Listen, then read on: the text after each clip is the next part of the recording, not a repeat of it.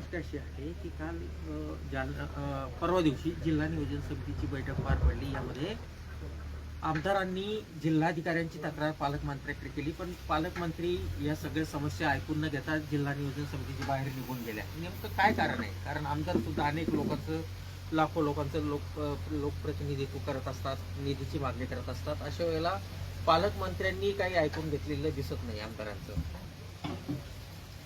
माझे साहेब हे वेगळा विषय. लोकात तशी चर्चा आहे आणि मला काही आमदारांनी पण सांगितलं. ते म्हणते सत्ता आमची आहे, भाजप शिवसेनेवाले म्हणतात आमदार आमदार म्हणतो आणि तुम्हाला, आणि लोकात पण चर्चा आहे. खरी खोटी मला नाही माहिती. लोकात अशी चर्चा आहे आणि आमदार खासदारांचं म्हणणं आहे की सत्तेत आम्ही आहे.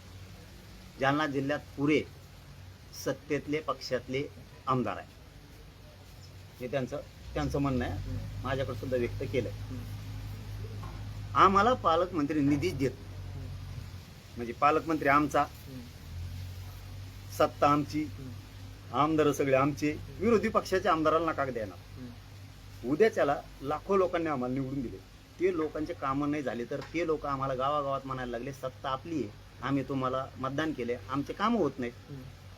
आणि यांचं म्हणणं आहे की पालकमंत्री त्यांच्या पाहुण्या रावळ्यालाच कामं देते. खरी खदखदी निमित्त कलेक्टर असावं असं मला वाटतं.